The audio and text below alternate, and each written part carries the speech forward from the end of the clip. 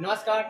आप सभी को स्टार्ट साइंस क्लास में तहे दिल से स्वागत करता हूँ। आज हम देखने वाले कक्षा 10 का हिस्ट्री चैप्टर नंबर आपका 7 है। चैप्टर का नाम है व्यापार और भूमंडलीकरण। व्यापार और भूमंडलीकरण, जिसमें आज का मेरा टॉपिक होगा व्यापार से संबंधित बातें। सबसे पहले व्यापार की बात करें तो आप दोस्तों है क्या कि व्यापार का मतलब ये होता है कि मतलब एक वस्तु को पैसे की तरह खरीदा जाता है और फिर उसे आपका है क्या दूसरे जगह पर उसे बेचा जाता है, तो उसे हम बोलते हैं व्यापार। यानी कि शहरों में क्रय और विक्रय को व्यापार करते हैं। मतलब क्रय मतलब खरीदना और विक्रय का मतलब बेचना। तो इसकी स्टार्टिंग जर्नी क्या होती है दोस्तों? भारत में जो है बात करें तो प्रारंभ में सिंधु घाटी सभ्यता का व्यापारिक जो संबंध है वो मिस्र की सभ्यता और मेसोपोटामिया की सभ्यता के साथ था। किसे था? मिस्र की सभ्यता और मेसोपोटामिया के साथ जो है आपका सिंधु घाटी सभ्यता का जो है व्यापारिक जो है क्या था, संबंध था। तो एक और बात बता दें दोस्तों, सिंधु घाटी सभ्यता जो है ये लगभग कितनी पुरानी सभ्यता है? तो भारत की लगभग 2500 पुरानी सभ्यता है। क्या है? 2500 पुरानी सभ्यता है। ठीक है, सिंधु घाटी सभ्यता जो है कितनी पुरानी सभ्यता है? तो 2500 पुरानी जो है सभ्यता है। सिंधु घाटी सभ्यता को हड़प्पा सभ्यता भी कहा जाता है और हड़प्पा सभ्यता की जो खोज है आधुनिक काल में हुई है। कब हुई है? 1921 में। कब हुई है? 1921 में। 1921 में किसने किया है? तो आप याद रखें दोस्तों, दयाराम साहनी। कौन किया है? दयाराम साहनी ने किया।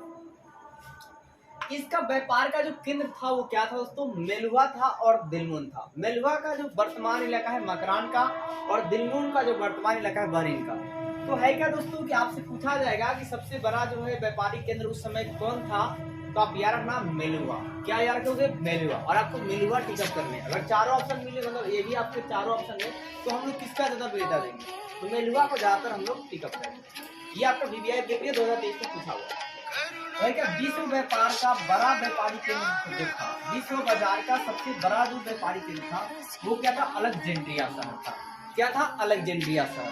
अलेक्जेंड्रिया शहर से आपको लग रहा होगा कि अलेक्जेंडर का नाम था दोस्तों, तो थे क्या? सम्राट सिकंदर। ठीक है, इसने अलेक्जेंड्रिया शहर की स्थापना की थी। ठीक है, और ये लाल सागर के तट पर था। तो अलेक्जेंड्रिया जो शहर था वो किस तट पे था? लाल सागर के तट पर था। आपसे पूछेगा अलेक्जेंड्रिया शहर किस सागर तट पर था? लाल सागर के तट पर था। और इसे स्थापित कौन किए थे? सम्राट सिकंदर। कौन? सम्राट सिकंदर।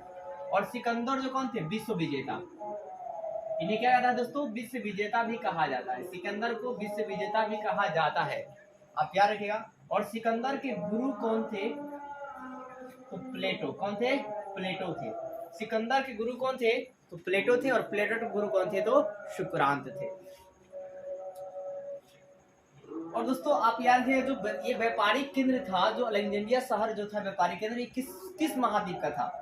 तो एशिया महाद्वीप, यूरोप महाद्वीप और अफ्रीका महाद्वीप का था। किसका था? एशिया, यूरोप और अफ्रीका महाद्वीप का था। इतना दोस्तों आप स्क्रीनशॉट लीजिए।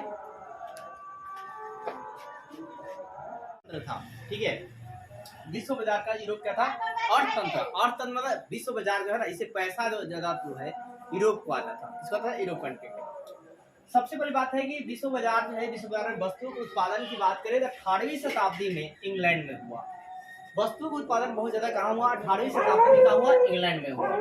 इंग्लैंड में हुआ। इस वस्तु को बेचने के लिए जगह चाहिए।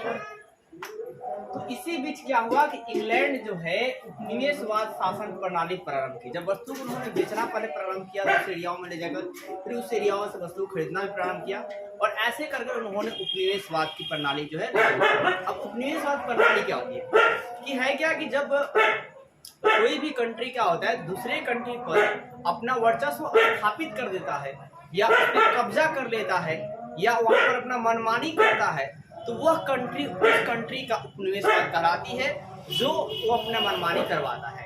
जैसे इंग्लैंड इंडिया में आकर क्या किया? अपना मनमानी करवा रहा था, तो इंग्लैंड क्या था? भारत क्या होकर उसका उपनिवेश कहलाएगा। अब है क्या दोस्तों? और मैनचेस्टर, लिवरपूल, लंदन बड़े नगरों का उदय हुआ। तो बड़े नगरों कौन से उदय हुए उस समय? तो मैनचेस्टर। तो आपका है क्या दोस्तों? है क्या? सूती मिल जो कारखाने होती थी, तो इंग्लैंड में सूती मिल कारखाने को मैनचेस्टर कहा जाता है। क्या कहता है? मैनचेस्टर कहा जाता है। ये भी फेमस सब्जेक्ट है। फिर लिवरपूल और लंदन बड़े नगरों का क्या हुआ उदय हुआ। फिर अब एक पॉइंट आपके बार बार पूछे जाते हैं, गिरमिटिया मजदूर क्या होते हैं? गिरमिटिया मजदूर क्या होता है? दोस्तों सबसे पहली बात है, गिरमिटिया मजदूर को किस फसल के लिए इनको ले जाया जाता था? इन्हें नकदी फसल के उत्पादन के लिए ले जाया जाता था। अब नकदी फसल ऑब्जेक्टिव में है कौन कौन? चाय, कॉफी, तंबाकू। चाय, कॉफी क्या? तंबाकू, गन्ना। ठीक है। अब गिरमिटिया मजदूर क्या है, कैसे ले जाते हैं? वैसे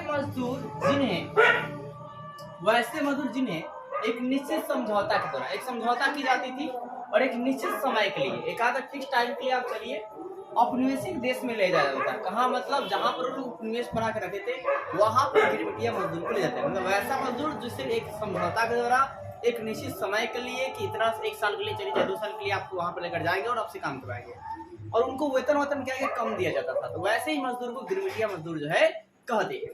अब बहुत अच्छा ऑब्जेक्टिव आता है कि गिरमिटिया मजदूर जो है बिहार के किस इलाके से जाते थे? तो पश्चिमी बिहार से। कहाँ से?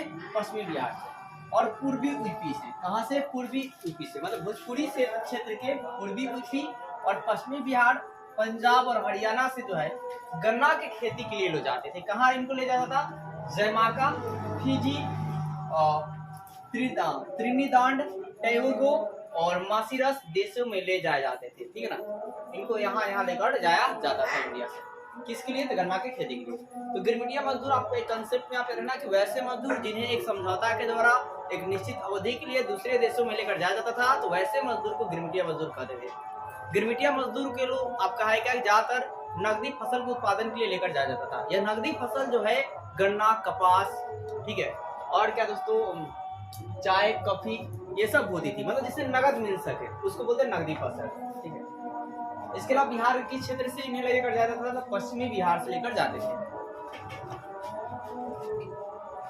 विश्व बाजार की उपयोगिता के बारे में, तो विश्व में कई देश जो है, विश्व बाजार को सुन लीजिए, विश्व बाजार किस तरह, जिस बाजार में क्या होता है, विश्व कई देश अपने वस्तुओं का क्रय विक्रय करते हैं या वस्तु खरीद बेच करते हैं, तो उस बाजार को ही विश्व बाजार कहते हैं। जैसे कि आप उसमें इंडिया के लोग भी जा सकते हैं, मतलब बाजार व्यापार करने के लिए। ठीक है। उसमें अफ्रीका के भी लोग आ सकते हैं, यूरोप के भी लोग आ सकते हैं। ठीक है। तो ऐसे बाजार को विश्व बाजार कहते हैं। तो विश्व कई देश जिसमें वस्तु का क्रय विक्रय, यानी कि क्रय मतलब खरीद और विक्रय मतलब बेच, इस बाजार में करते हैं और इसे आर्थिक लाभ कमाते हैं। और इसे क्या करते हैं? आर्थिक लाभ जो है कमाते हैं। ये उपयोगिता थी।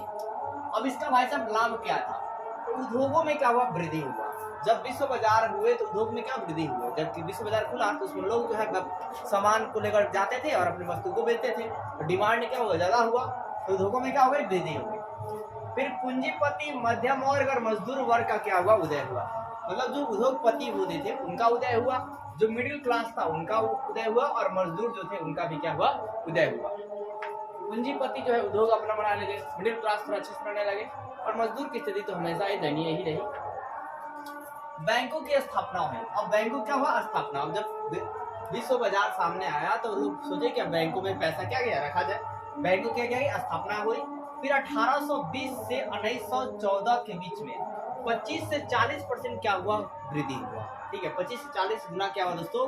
ये आपका विश्व बाजार में क्या हुआ? आपका वृद्धि हुआ उत्पादन।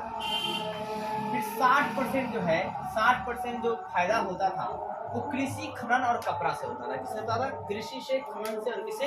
कपड़ा से होता था। अब इसका हानि क्या हुआ? सबसे पहली बात, हानि में उपनिवेशवाद और साम्राज्यवाद को जन्म दिया। तो विश्व बाजार में क्या किया? उपनिवेशवाद और साम्राज्यवाद ने क्या किया? जन्म दिया। उपनिवेशवाद में आप जानते हैं कि एक कंट्री दूसरे कंट्री पर कब्जा कर लेगी तो वो कंट्री क्या हो? उस उपनिवेशवाद कहलाएगा। तो ऐसा ही हो रहा था, एक कंट्री दूसरे कंट्री में जाकर अपने वर्चस्व, अपने पावर को दिखला रहे थे। साम्राज्यवाद में अपने समाज का विस्तार करना, फैलाव करना साम्राज्यवाद कहलाता है। जब कोई एक कंट्री अपने कंट्री का और ज्यादा विस्तार करती है और बड़ा करना चाहती है शासन के द्वारा, वर्चस्व के द्वारा, पावर के द्वारा, उसे साम्राज्यवाद कहते हैं। अब कुटीर उद्योग नष्ट हुए। जो मतलब छोटे छोटे उद्योग थे, बहुत छोटे उद्योग थे, जैसे कि मतलब घर के लोग आपका है क्या बिना घर पे बनाते थे, तो वो सारे क्या हो गए? नष्ट हो गए। क्योंकि अब वो सब चीजें किससे बनने लगी? मशीन से बनने लगी थी। फैक्ट्री में क्या हुआ कि मशीनों का उपयोग होने लगा। अब जब मशीनों का उपयोग होने लगा तो जो लोग 1000 लोग जो है कंपनी में काम करेंगे, अब वो मशीन क्या 10 मशीन ही क्या करेगी? उसको काम कर देगी।